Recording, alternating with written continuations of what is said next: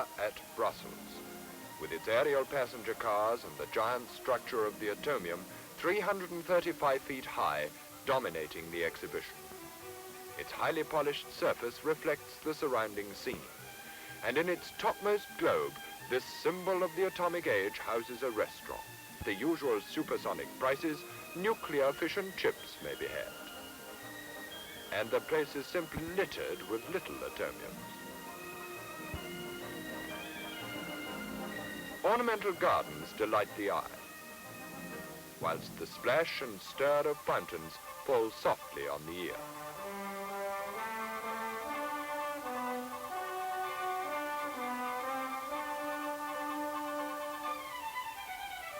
In the exhibition grounds stand the pavilions of the countries of the world. The French Pavilion, the Soviet Union, the United States Pavilion, and on duty at the British Pavilion stands a sentry of the space age, up guards and Atom. Away to the east of Brussels and its fair lie the dark forests of the Ardennes and the watering place of Spa, quiet squares, cobbled streets, churches, and every attraction for the tourist. These provide the background for another sort of exhibition, of speed and skill over the sweeping circuit of Spa-Francorchamps.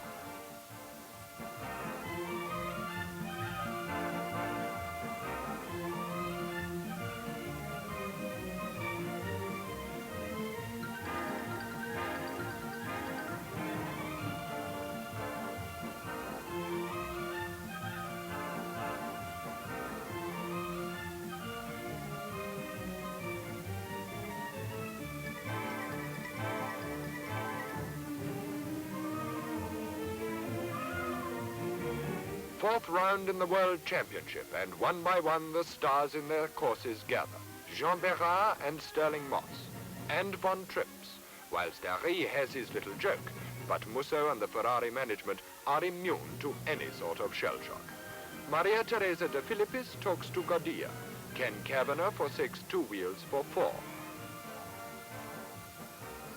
Musso and Collins wait for their Ferraris. The Cooper boys are busy on Salvadori's car. And Sterling Moss stands by as Mr. Vandervelde takes a closer look. Hawthorn talks to Amorotti. His teammate Musso gets ready.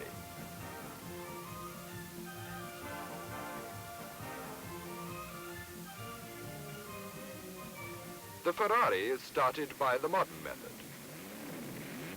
but Jack Brabham gets an old-fashioned shove.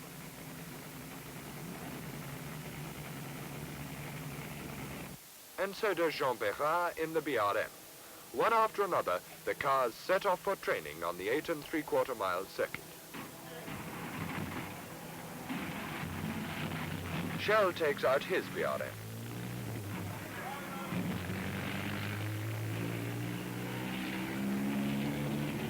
Lewis-Evans is pushed off in the Vanwall.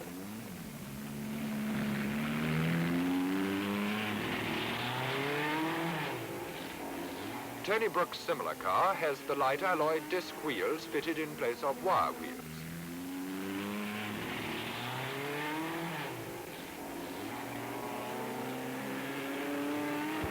And to prove that Maserati really have given up motor racing, Moss tries out their new V12 3-litre sports car. Mike Hawthorn sets off into the country. Musso hurries off to join him.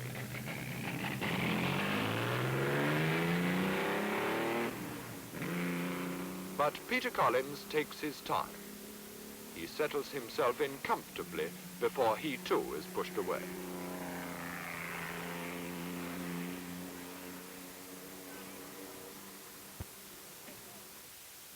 And now let's see what he'll find on his way round. With its recent modifications, Spa is now the fastest racing circuit in Europe. From the pits at the start and finish point, the road goes downhill and left. Then up the Eau Rouge rise to the right-hander, now widened and eased and with the bumps removed. It's easier and faster too at the 2-kilometer post, a left-hand curve that leads to a right-hand one at the bottom of the hill just past the bridge. Then to the wide and sweeping left and right-hand curves which precede Malmedy. The Master Straight and the S-bend before the flat-out stretch to Salvadori.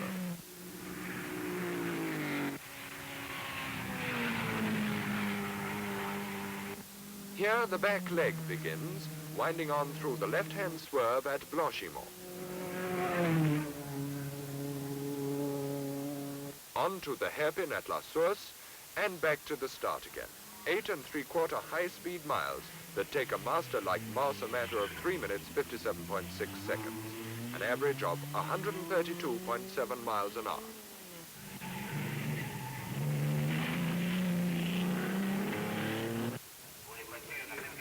The pits are busy now, and Musso brings the Ferrari in, slightly at sea, his anchors almost away.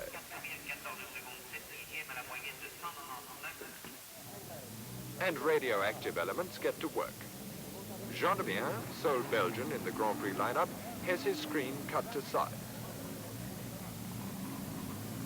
It's overtime at the Ferrari pits, and Pete Collins isn't happy about the carburation, although he too has done a less than 4-minute lap.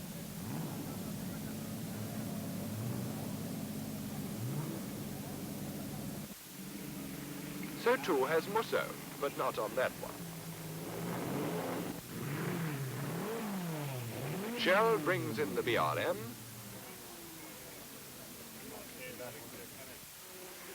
and he's just in time for tea.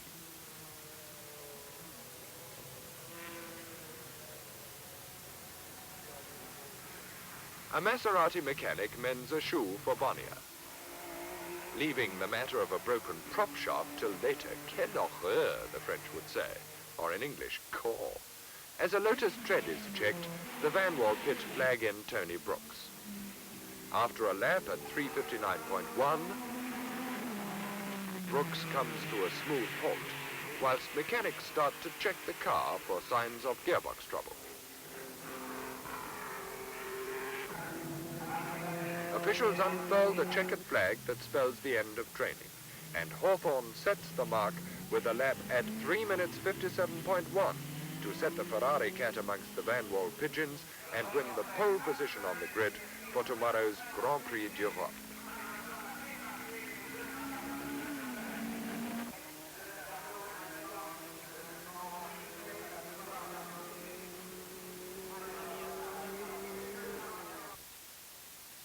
Sunday, June the 15th, and 3 1/4 hours to go.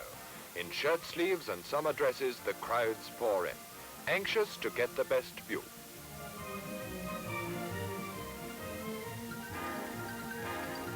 Anxious, too, to eat their picnic lunch before the great event.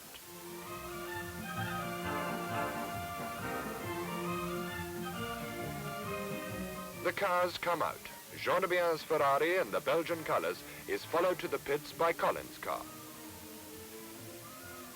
The drivers too parade as, with an hour to go, they tour the circuit. Gendebien heads the show, a brilliant display of showmanship, capped, however, by Hawthorn's corduroy.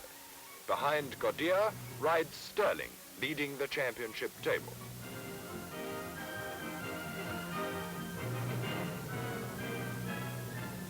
Behra, recovered from his monumental practice spin on Master, is followed by the Cooper driver, Brabham.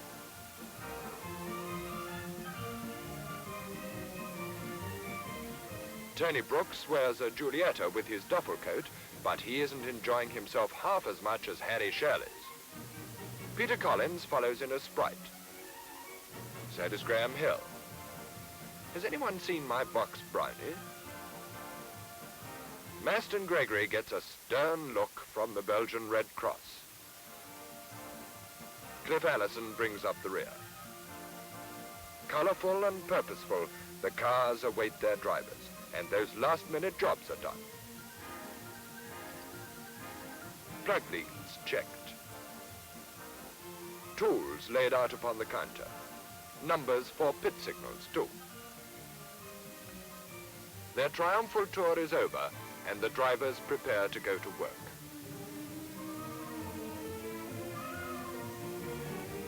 and above the circuit an aeroplane flies low to get a closer look.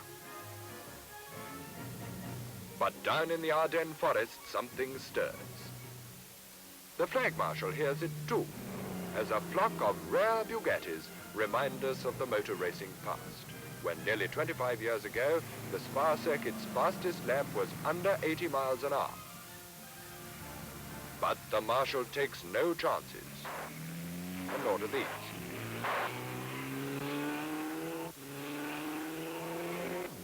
All around the circuit, the fun of the fair as the pageantry unfolds. A 1902 Renault shows its paces.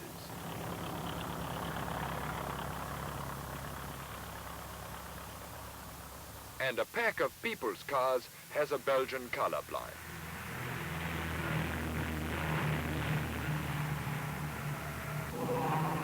But the hors d'oeuvre is over and the main dish is on the way. It's 19 ingredients lined up before their pits for the 210-mile race over 24 laps for motor racing's most glittering prize, the Grand Prix D'Europe.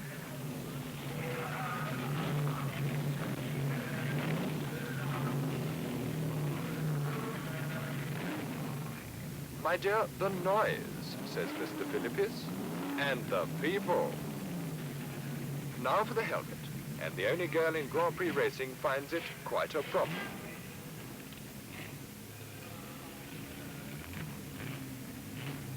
But not so Masten Gregory.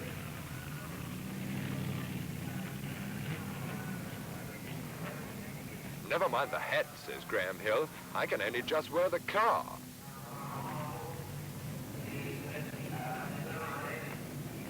Now the grid assembles. Seidel, Maserati.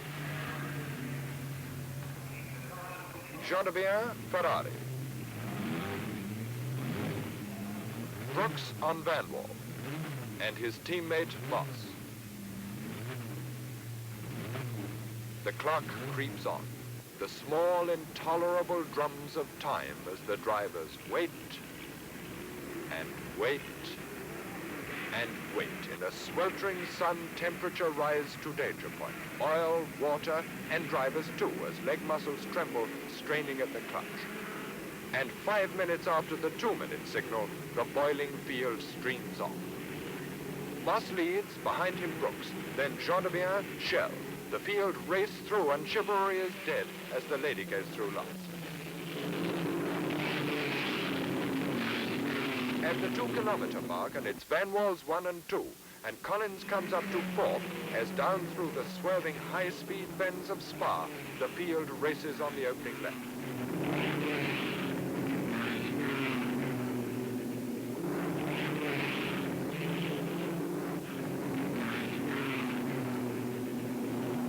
Already Gregory has gone. Through tricky Stabilo they come, and it's Moss, Brooks, Gendebien, Collins. Hawthorn moves up ahead of Behra, and the flag marshal waves like mad.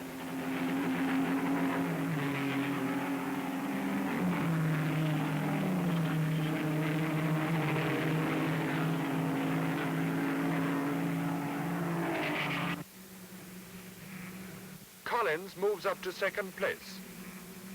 And round La Source, it's Brooks who leads the 2 Ferraris.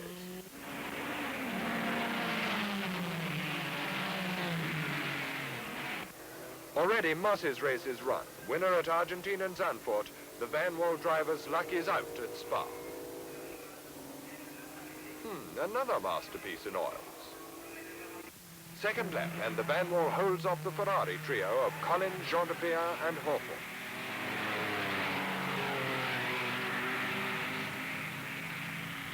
Meantime, Gregory plays last across, whilst Musso and the 4th Ferrari races down the Master Straight.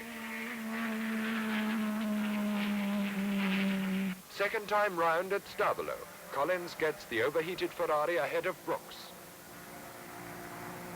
Hawthorn moves up in support of his teammate.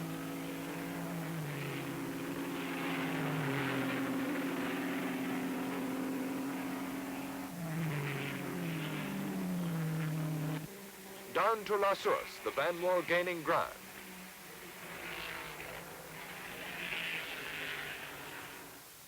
At La Source, it's Collins still, then Brooks, Hawthorn holding his third place.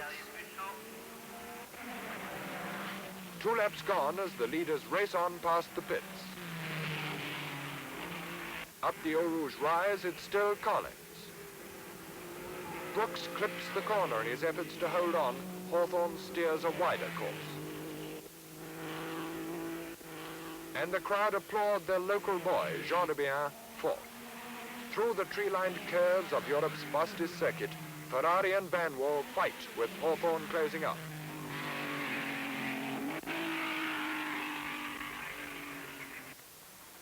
La Source for the 3rd time, and Brooks takes Collins on the inside of the exit from the corner. The green car goes in front with 4 Ferraris flying after it. Brooks, Collins, Hawthorn set out upon their 4th lap, racing on their own.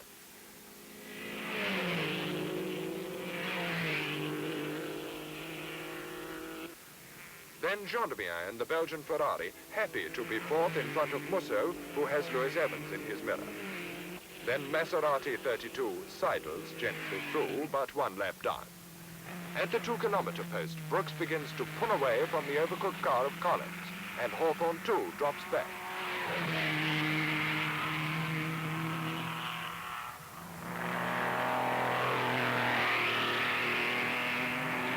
Gendebien still leads Musso and the other Vanwall, but not for long. The Belgian makes a pit stop to repair the damage caused by a shunt with Lewis-Evans at La Source. Lap 5 and double trouble for Ferrari. Collins retires, a casualty of the chaotic start, and Musso crashes at Stablo. Now Lewis-Evans races 3rd in a slightly crumpled Vanwall. As Gendebien gets away, a lap behind the leader, and gallantly sets about the task of winning that lap back.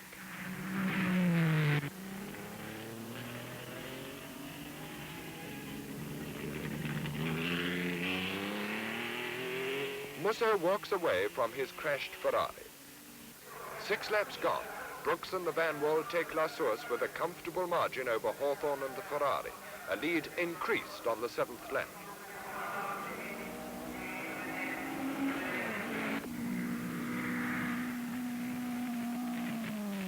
Down towards Malmedy, lapping Seidel once again in the process. 2nd still is Hawthorn. The master storms along the master on his 7th tour. Lewis-Evans lies 3rd.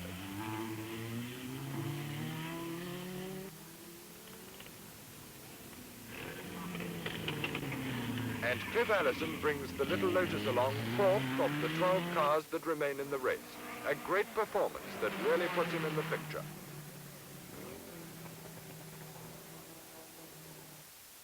Brabham drives in 5th place with the Cooper, a little short of litres over the high-speed curves of Spa. Salvadori is 6th, and he too misses that extra half litre. Schell is 7th with the remaining BRM, Behra's oil pressure having failed at 5 laps. Meantime, Brabham and Salvadori swap places. Trintignant lies 8th on Maserati 28, passing the pits well over on the right and recalling that famous line, "He will hew to the line of right, let the chips fly where they may." 11 laps, and Brooks holds on to a commanding lead, as Hawthorn in 2nd place motors through Malmedy.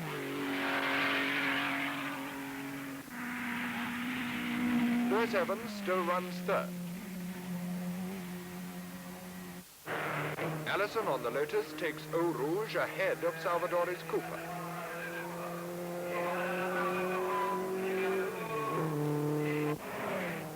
At the 2-kilometer mark, the Cooper goes ahead. And Salvador is 4th. Lap 13, and Brabham calls in for water.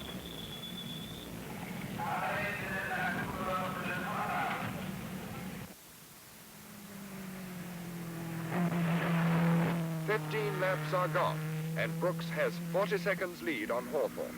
But Mike now finds his form again and really starts to motor race, but too late to catch the Vanwall.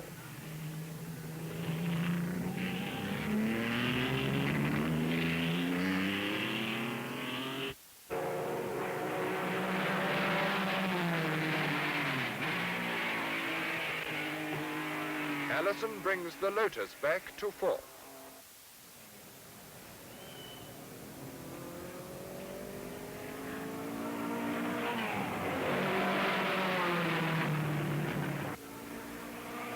And Salvadori's slipping clutch drops him again down to fifth.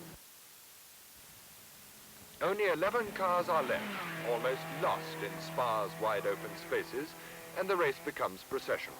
Hawthorn can't catch Brooks, and Lewis-Evans can't catch Hawthorn, and the Lotus can't catch Lewis-Evans.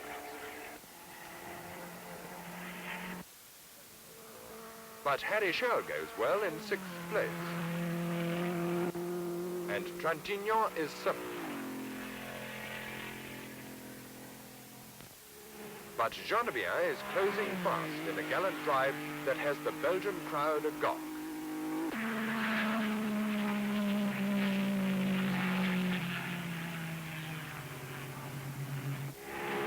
Well, the crowd is fairly agog anyway, as Godia goes through 9th. 10th is Godia.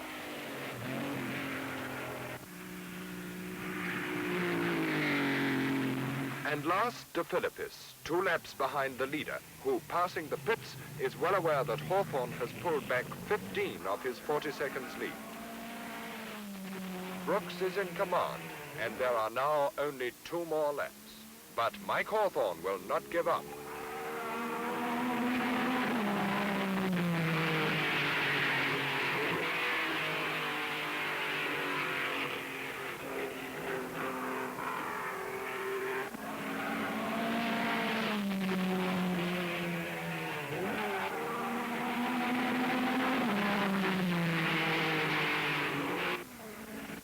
Vanwall number 6 is 3rd.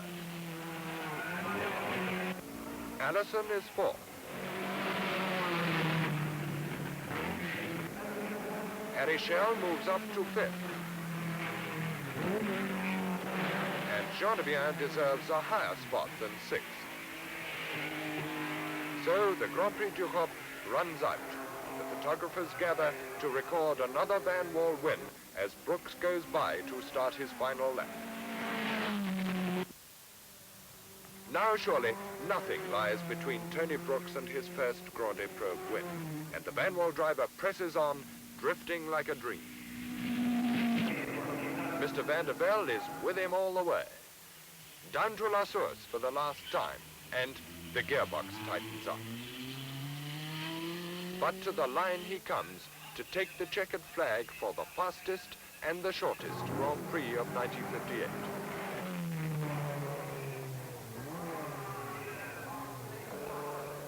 Now Hawthorn comes down in a storming, spectacular finish, his last lap a record at 132.36 miles an hour, to burst his motor almost on the line.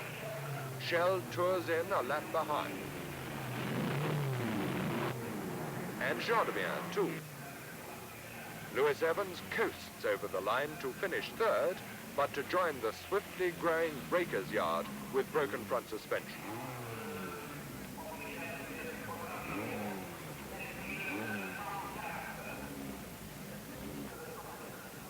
And the Lotus finishes 4th. Another lap and Allison might have won. Brooks and Hawthorn cross the road to where the royal party wait.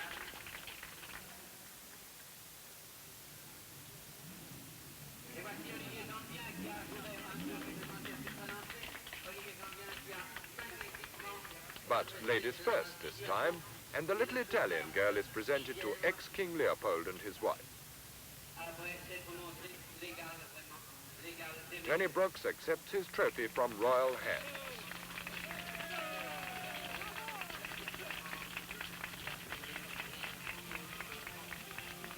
Mike Hawthorn, too, receives a word of appreciation.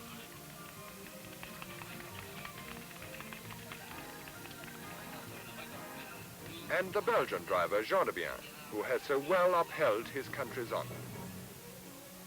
A triumphant Tony enjoys his hour of victory, helped along by Hawthorn. And let us not forget the man who made the car that won. V is for Van der Velde, as well as victory.